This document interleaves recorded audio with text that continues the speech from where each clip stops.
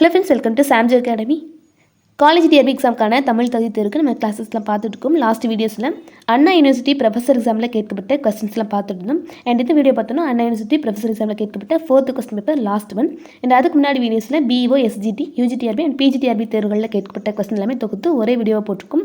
பார்க்காதவங்க செக் பண்ணி பாருங்கள். லாஸ்ட் டைம் ரிவிஷனுக்கு உங்களுக்கு கண்டிப்பாக யூஸ்ஃபுல்லாக இருக்கும். அண்ட் இது வந்து லாஸ்ட் ஒன். ஸோ வாங்க நம்ம ஒன்று பார்க்கலாம். ஃபர்ஸ்ட் ஒன், 15 சரியான உறுப்பிலக்கணம் தருக. 15 சரியான உறுப்பிலக்கணம். இது வந்து புக்குள்ளே இருக்கக்கூடிய ஒன்று தான். பகுபத உறுப்பிலக்கணம் அப்படின்னு சொல்லிட்டு ஒரு பகுதியில் கொடுத்துருப்பாங்க. முத்துக்குமாரசாமி பிள்ளைத்தமிழ் பகுதியில் வந்து இருக்குன்னு நினைக்கிறேன். கரெக்டான ஆன்சர் வந்து ஆப்ஷன் பி. பதி கூட்டல் இத்து இந்து கூட்டல் இத்து கூட்டல் ஊதா. பொதுவாகவே இந்த மாதிரி இந்து அப்படின்னு சொல்லிட்டு வார்த்தை வந்தாலே நம்ம இப்படி தான் பிரிக்கணும். இத்து இந்து கூட்டல் இத்து, ஸோ அந்த மாதிரி தான் வந்து பிரிக்க வேண்டியது வரும். இதுக்கு பார்த்தோன்னா பதி அப்படிங்கிறது நம்ம பகுதின்னு சொல்லலாம். இத்து இந்து அப்படிங்கிறது இடைநிலை, சந்தி. இத்து அப்படிங்கிறது சந்தி, இந்தானது விகாரம். இந்த இத்து அப்படிங்கிறது வந்து நம்ம இடைநிலை சொல்லுவோம், இறந்த கால இடைநிலை. அண்ட் ஊ அப்படிங்கிறது வினையெச்ச விகுதி. Next one, பிரித்தெழுதுக. நுண்மையிற்றால் ஒழிய. ஸோ இதில் வந்து 10th புக்குள்ளே வந்து அப்படியே வந்து கொடுத்தது இல்லை, நம்ம தான் வந்து கெஸ் பண்ணி போடக்கூடிய ஒன்று. பட் இந்த வார்த்தை வந்து 10th புக்கில் தான் இருக்குது. ஓகேவா? நுண்மையிற்றால் ஒளி அப்படின்னா கொஞ்சம் மீனிங்ஃபுல்லாக இருக்கிற மாதிரி நம்ம வந்து ட்ரை பண்ணாலே வந்து போட்டுடலாம். ஆன்சர் வந்து ஆப்ஷன் பி தான். நுண்மை கூட்டல் உற்றால் கூட்டல் ஒளிய அப்படின்னு சொல்லிட்டு பிரிக்கலாம். நெக்ஸ்ட் ஒன், பகுபத உறுப்பிலக்கணம். இது வந்து பார்த்தோன்னா புக்கில் டேரெக்டாக இல்லை, நம்மளாக வந்து பிரிக்கக்கூடிய ஒன்று தான். தொடுப்பது அப்படின்னா நம்ம தொடு கூட்டல் இப்பு கூட்டல் இப்பு கூட்டல் ஆ கூட்டல் தூன்னு சொல்லிட்டு பிரிக்கலாம். ஏன்னா அது அப்படின்னு சொல்லிட்டு ஒரு விகுதி வந்து கிடையாது. ஓகேவா? அது அப்படிங்கிறது ஒரு வார்த்தை தான், அது ஒரு மீனிங்ஃபுல்லான ஒரு வார்த்தை. ஸோ தொடுப்பது அப்படிங்கிறது வந்து நம்ம ஆப்ஷன் ஏ அப்படி தான் வந்து கரெக்டாக பிரிக்கிற மாதிரி இருக்கும். ஏன்னா இதே மாதிரி ஒன்று வந்து கொடுத்துருப்பாங்க, தனிந்தது அப்படின்னு சொல்லிட்டு ஒரு வார்த்தை 10th தமிழ்லேருந்து உண்டு. அதுக்கு பகுபத உறுப்பிலக்கணம் இப்படி தான் பிரிச்சிருப்பாங்க. தனிந்ததுன்னா தனி கூட்டல் இத்து கூட்டல் இத்து கூட்டல் ஆ கூட்டல் தூன்னு தான் பிரிச்சிருப்பாங்க. ஓகேவா? ஸோ அதுபடி பார்க்கும்போது நம்ம தொடுப்பது அப்படிங்கிறதுமே இந்த மாதிரி தான் பிரிக்கிறதுக்கு வரும். இந்த இடத்துல ஆ அப்படிங்கிறது சாரின்னு சொல்லிட்டு வரும். ஓகேவா? தொடு அப்படிங்கிறது பகுதி, இப்புனா சந்தி, இந்த இப்புனா இடைநிலை, ஆ அப்படிங்கிறது சாரியை, தூ வந்து விகுதின்னு சொல்லிட்டு வரும். நெக்ஸ்ட் ஒன், உறங்கு இறங்கு என்னும் சொற்களில் அமைந்துள்ள குற்றியலுகரம் என்ன? இது வந்து ப்ரீவியஸ் இயரில் நம்ம பார்த்துட்டோம், ப்ரீவியஸ் வீடியோஸில் பார்த்துருப்போம் இல்லையா? ஆன்சர் வந்து ஆப்ஷன் டி, மென் தொடர் குற்றியலுகரம். இதான் வந்து உகர சொல்ல. அதுக்கு முன்னாடி இருக்கக்கூடிய எழுத்தை வந்து பார்க்கணும். இங்கு அப்படிங்கிறது ஒரு மெல்லின சொல்ல, அதனால் மென் தொடர் குற்றியலுகரம்னு சொல்லலாம். நெக்ஸ்ட் ஒன், சொற்களை ஒழுங்குபடுத்தி சொற்றொடர் ஆக்குக. ஒரு சென்டென்ஸ் தான் அதை வந்து குழப்பி கொடுத்துருக்குறாங்க. கோசல நாட்டில் வறுமை சிறிதும் இல்லாதால் கொடைக்கங்கு இடமில்லைன்னு சொல்லலாம். ஆன்சர் வந்து ஆப்ஷன் சி வந்து கரெக்டாக இருக்கும். கோசல நாட்டில் வறுமை சிறிதும் இல்லாததால் கொடைக்கங்கு இடமில்லை. அண்ட் இந்த கான்செப்ட் வச்சு நிறைய வந்து ப்ரீவியஸில் கேட்டிருக்காங்க. ஓகேவா? நெக்ஸ்ட் ஒன், பொருந்தாத இணையை கண்டறிக. இதுவுமே ரொம்பவே ரிப்பீட்டடான ஒன்று தாங்க. இந்த அணிகலன்கள், அது அணியப்படக்கூடிய இடங்கள். இதில் வந்து பொருந்தாத இணை வந்து கேட்குறாங்க. காலில் அணியக்கூடியது சிலம்பு, கரெக்டு தான். காதில் அணிவது குழை அண்டு குண்டலம் ரெண்டுமே வரும். இடையில் அணிவது வந்து சூழி, தப்பு. ஓகேவா? இடையில் அணிவது சூழி வந்து வராது. சூழி அப்படிங்கிறது தலையில் அணிவது, நெற்றியில் அணிவது சுட்டி. ஸோ பொருந்தாத இணை வந்து ஆப்ஷன் சி. அப்போ இடையில் அணியக்கூடியது என்னது? அரைஞான்னு சொல்லிட்டு வரும் இல்லையா? நெக்ஸ்ட் ஒன், பொறுத்துக. இதுவுமே வந்து லாஸ்ட் வீடியோவில் தான் பார்த்துருப்போம், அதே வந்து அப்படியே கொடுத்துருக்குறாங்க. எழுந்து அப்படின்னா வினையெச்சம், சார்ந்தோர் அப்படிங்கிறது வினையால் அணையும் பெயர், தனியாத பெயரெச்சம், பொன்னிதி போல் அப்படின்னா உவமை தொடர். நெக்ஸ்ட் ஒன், பொருந்தாத இணையை கண்டறிக. சொல் பொருள் வச்சு கொடுக்குறாங்க. பிரபஞ்சம் அப்படின்னா உலகம், கரெக்டாக தான் இருக்குது. நுண்மை அப்படின்னா கூர்மை, நுண்ணிய, கூறிய அப்படின்னு சொல்லிட்டு வரும். தொடுப்பது அப்படின்னா சேர்ப்பது, பூ தொடுத்தல் அப்படின்னா அது பூவை சேர்த்து கெட்டுதல் அந்த மாதிரி. தென் பிணைத்தல் அப்படின்னா வந்து வேறுபடுத்துதல் அப்படிங்கிறது தவறானது. பிணைத்தல் அப்படின்னாலுமே வந்து சேர்க்கிறது, ஒன்றுபடுத்துதல், ஸோ அந்த மாதிரி மீனிங் தான் வரும். இங்கே வேறுபடுத்துதல் இருக்குது, அது தவறான இணை. ஸோ பொருந்தாது வந்து ஆப்ஷன் சி. நெக்ஸ்ட் ஒன், பொறுத்துக. இலக்கண குறிப்பு. பைம்பொன் அப்படின்னா பண்பு தொகைன்னு சொல்லலாம். பசுமையான பொன், ஸோ அதோடைய பண்பு தான் குறிக்குது. ஆன்சர் வந்து பண்பு தொகை. குண்டலமும் குலைக்காதும், ஸோ அப்படிங்கிற உருவு வந்து வெளிப்பட்டுவது, ஸோ அதனால் இது நம்ம எண்ணுமைன்னு சொல்லலாம். ஆல்ரெடி நான் சொல்லியிருந்தேன், அண்ணன் தம்பி அப்படின்னா அது வந்து உண்மை தொகை, அண்ணனும் தம்பியும் அப்படின்னா அது வந்து எண்ணுமைன்னு சொல்லலாம். நெக்ஸ்ட்டு ஆடுக, கா அப்படின்னு சொல்லிட்டு வந்தாலே நம்ம என்ன சொல்லலாம்? வியங்குள் வினைமுற்று. ஆடுக, கொள்க, குறைக்க, ஸோ அதெல்லாமே வியங்குள் வினைமுற்று. கட்டிய அப்படின்னா பெயரெச்சம், கட்டிய பெயரெச்சம். ஆ அப்படிங்கிற சவுண்டில் வந்து முடியுது இல்லையா, அது பெயரெச்சம்னு சொல்லலாம். நெக்ஸ்ட் ஒன், அரணீனும் இன்பமும் ஈனும் டேஸ் தீதின்றி வந்த டேஸ். திருக்குறளில் ஃபிலிப்ஸ் கேட்குறாங்க. அரணீனும் இன்பமும் ஈனும் டேஸ் தீதின்றி டேஸ். அரணீனும் இன்பமும் ஈனும் திறனறிந்து தீதின்றி வந்த பொருள் அப்படிங்கிறது கரெக்ட் ஆன்சர். நெக்ஸ்ட்டு, வில் பிடித்த இச்சொல்லின் இலக்கண குறிப்பு யாது? வில் பிடித்த கண்டிப்பாக வேற்றுமை தொகை தான். அதில் 2ஆம் வேற்றுமை தொகையா 4ஆம் வேற்றுமை தொகைன்னு பார்த்தோம்னா வில்லை பிடித்த அப்படிங்கிற 2ஆம் வேற்றுமை உருபு தான் வந்து அதில் மறைந்து வருது. ஸோ 2ஆம் வேற்றுமை தொகை. நெக்ஸ்ட்டு இலக்கண குறிப்பு தான். இடையாளோடும் இளையானோடும். ஸோ வந்து வெளிப்பட்டுவது எண்ணுமை தான். நெடும் படை அப்படிங்கிறது பண்பு தொகை. நெடும் அப்படிங்கிற பண்பை வந்து குறிக்குது. நெக்ஸ்ட்டு விரிசோதி அப்படின்னா வினைத்தொகைன்னு சொல்லலாம். காலதூதர் இது வந்து ஆல்ரெடி பார்த்துருப்போம் ஒரு கொஸ்டினில். காலதூதர் அப்படின்னு சொல்லிட்டு தனியாகவே கேட்டிருப்பாங்க. 4ஆம் வேற்றுமை தொகை. அதாவது காலதூதர் அப்படின்னா காலனுக்கு தூதன் சொல்லிட்டு பொருள். இது வந்து கம்பராமாயணத்தில் வந்து இருக்கும். அதோடைய சொல் பொருளில் நம்ம பார்க்கலாம். அந்த பாடலுடைய பொருள் வந்து கொடுத்துருப்பாங்க. காலதூதர் அப்படின்னா காலனுக்கு தூதன், 4ஆம் வேற்றுமை தொகை. நெக்ஸ்ட் ஒன் பொறுத்துக. சொல் பொருள். வெய்யோன் அப்படின்னா பகலவன், கதிரவன் சொல்லலாம். வேழம் அப்படின்னா யானை. கொண்டல் அப்படிங்கிறது மேகம். செருநர்னா பகைவர்.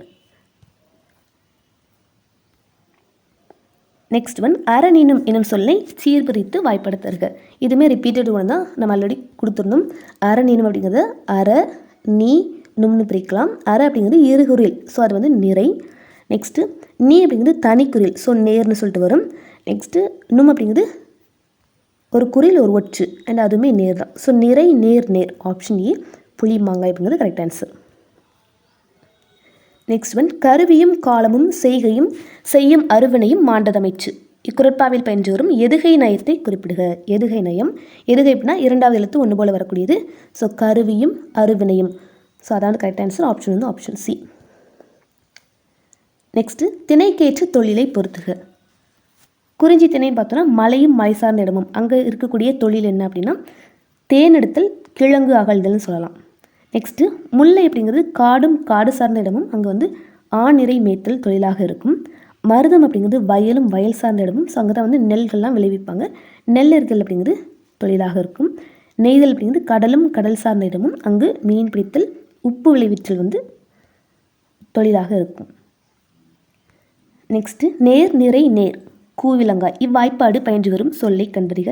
இதுவுமே ஆல்ரெடி பார்த்துருந்தோம். ஆழ்வினையும் இந்த தொடர் வந்து கொடுத்துட்டு அதோடைய வாய்ப்பாடு கேட்டிருந்தாங்க. இதை அப்படி மாற்றி கேட்குறாங்க. ஆழ்வினையும் தான். ஸோ வந்து நம்ம ஆள் வினை யும்னு பிரிக்கலாம். ஆள் அப்படிங்கிறது ஒரு நெடில் ஒற்று, ஸோ நேர். வினை அப்படிங்கிறது குறில் நெடில், அது வந்து நிறைன்னு சொல்லலாம். நெக்ஸ்ட்டு யும் அப்படிங்கிறது குறில் ஒற்று, அது வந்து நேர். ஸோ நேர் நிறை நேர் கூவிலங்காய். ஓகேவா? ஸோ இதே மாதிரி நீங்கள் மற்ற சொற்களை வந்து பிரித்து பாருங்கள். இப்போ அருளொடும் பார்த்தோன்னா அருளொடும் பிரிக்கலாம். அதாவது இருகுறில் ஒற்றுன்னு பிரிக்கலாம். நிறை நிறைன்னு சொல்லிட்டு வரும். ஓகேவா? ஸோ அந்த மாதிரி இதே மாதிரி அரணேனும் இப்போ தான் பார்த்தோம்.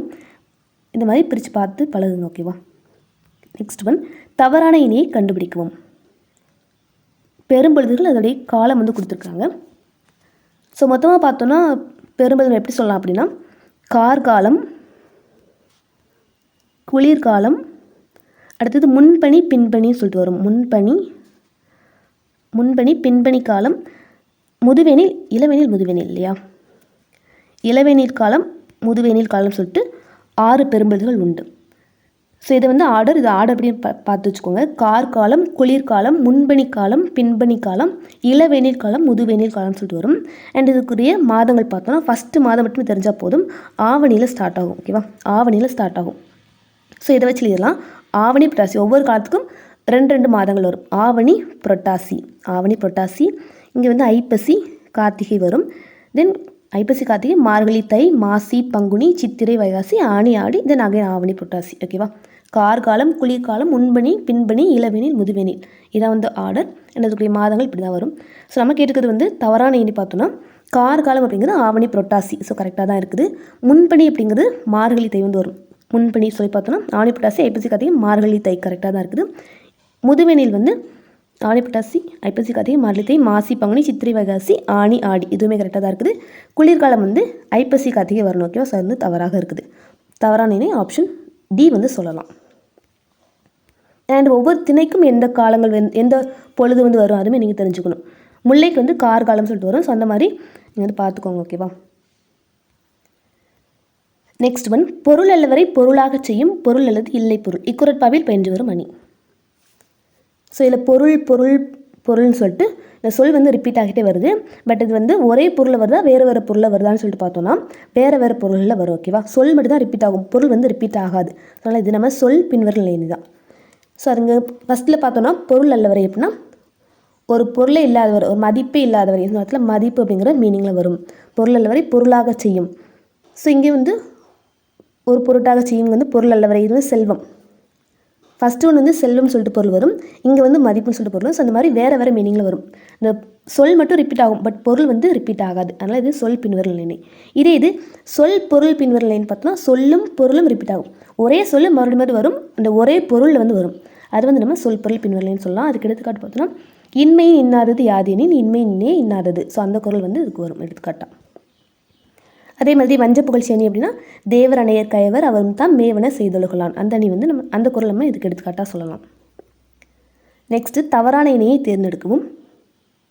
சா கந்தசாமி பாய்ச்சல் கரெக்டு தான். சாயவனம் அப்படிங்கிறது புதின மதுமே கரெக்டு தான். விசாரணை கமிஷன் வந்து ஞானபீட விருது வராது. விசாரணை கமிஷன் அப்படிங்கிறது இவருடைய நூல் தான். அது வந்து சாகித்ய அகாடமி விருது பெற்றுக்கும். ஸோ வந்து தவறான இணை. தக்கையின் மீது 4 கண்கள் அப்படிங்கிறது இவருடைய ஒரு சிறுகதை தொகுப்பு. இந்த தொகுப்பில் தான் வந்து பாய்ச்சல் அப்படிங்கிறது சிறுகதை வந்து இடம்பெற்றிருக்கும். ஸோ தவறான இணை வந்து ஆப்ஷன் சி. நெக்ஸ்ட்டு மேடையிலே வீசுகின்ற மெல்லிய பூங்காட்சி என்ற பாடலை பாடியவர் யார்? ஸோ இதுக்கு வந்து ஆப்ஷன் பி வள்ளலார் தான் கரெக்டு. இது வந்து பார்த்தோன்னா லெசனுக்குள்ளே இந்த லைன்ஸ்லாம் இருக்காது. இப்போது 10th புக்குன்னு பார்த்துட்டோன்னா ஒவ்வொரு யூனிட்டுமே முடிய போகிற டைமில் அந்த மொழித்திறன் பயிற்சி அந்த மாதிரி கொடுத்துருப்பாங்க இல்லையா. ஸோ அதுலேயும் ஒரு சில பாடல் வரிகள் வந்து கொடுத்துருப்பாங்க. அதை வச்சு வந்து கேட்டிருக்காங்க. ஒரு இதில் ஒரு 5-6 லைனே வந்து கொடுத்துருப்பாங்க, வள்ளலாருடைய பாட்டு சொல்லி மென்ஷன் பண்ணியிருப்பாங்க. ஓகேவா? ஸோ அதான். நெக்ஸ்ட் ஒன், உண்மையான செல்வம் என்பது பிறர் துன்பம் தீர்ப்பது தான் என்று கூறியவர். உண்மையான செல்வம் என்பது பிறர் துன்பம் தீர்ப்பது தான். நல்வெட்டினார் தான் சொல்லியிருப்பார். 8th லெசனில் இது இருக்கும். சங்க இலக்கியத்தில் ஆரம் அப்படிங்கிற லெசனில் இது நிறையவே இன்ஃபர்மேஷன்ஸ் உண்டு. நெக்ஸ்ட் ஒன், தமிழகத்தின் வடக்கெல்லை வேங்கடமலையாகவும் தெற்கெல்லை குமரிமுனையாகவும் இருந்ததாக குறிப்பிடும் இலக்கியங்கள் யாவை? ஸோ இது வந்து ஆப்ஷன் பி வரும். புறநானூறு அண்ட் சிலப்பதிகாரம் ரெண்டுமே வந்து சொல்லும். நெக்ஸ்ட் ஒன், நிரல் நிறை பொருள்கள் எத்தனை வகைப்படும்? நிரல் நிறை பொருள்கள் 2 வகைப்படும். முறை நிரல் நிறை, எதிர் நிரல் நிறைன்னு சொல்லிட்டு வரும். முறை நிரல் நிறைக்கு எடுத்துக்காட்டாக நம்ம சொல்லலாம்னா அன்பும் அரணும் உடைத்தாயின் இல்வாழ்க்கை பண்பும் பயனும் அது அப்படிங்கிறது முறை நிரல் நிறைக்கு எடுத்துக்காட்டு. இதே மாதிரி எதிர் நிரல் நிறைக்கு எடுத்துக்காட்டான குரல் வந்து உங்களுக்கு தெரிஞ்சு அப்படின்னா கமெண்ட்டில் சொல்லுங்கள். நெக்ஸ்ட் ஒன், மொழிபெயர்த்தல் என்ற தொடரை தொல்காப்பியர் எந்த இயலில் குறிப்பிட்டுள்ளார்? மொழிபெயர்த்தல் அப்படிங்கிற தொடரை தொல்காப்பியர் மரபியலில் குறிப்பிட்டிருக்காரு. நெக்ஸ்ட்டு கரிசல் இலக்கிய பரம்பரையை சேராத எழுத்தாளர் யார்? கரிசல் இலக்கிய பரம்பரையை சேராத எழுத்தாளர் ஆப்ஷன் ஏ பிரபஞ்சன் தான். மற்றவங்க எல்லாமே வேலராமூர்த்தி, பூமணி, தர்மன் இவங்க எல்லாமே வந்து கரிசல் இலக்கியத்தை சேர்ந்தவங்க தான். அண்ட் வீர வேலுச்சாமி அந்த மாதிரிலாம் ஒருத்தர் வந்து வருவார். இன்னொருத்தர் கூட பேர் வந்து உண்டு, அதெல்லாம் பார்த்துக்கோங்க.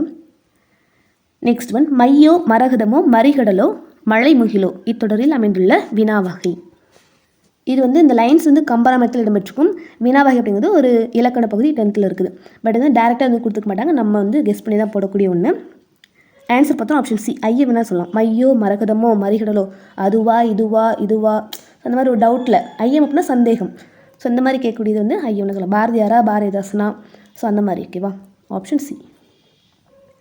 நெக்ஸ்ட் ஒன், ஏற்படிக்கும் கைகளுக்கே வாழ்த்து கூறுவோம் என்று பாடியவர். ஏற்படிக்கும் கைகளுக்கே வாழ்த்து கூறுவோம் ரிப்பீட்டட் ஒன் தான் ஆப்ஷன் பி காமு ஷெரீஃப். விழிகளை இழக்க நேரிட்டாலும் கூட தாய் தமிழை இழந்துவிடக்கூடாது என எண்ணியவர் யார்? Option A Ilangumaranar. Ilangumaranar. So இந்த இடத்துல திருவிக்காவும் கொடுத்துருக்காங்க, பட் நம்ம வந்து சூஸ் பண்ணக்கூடாது.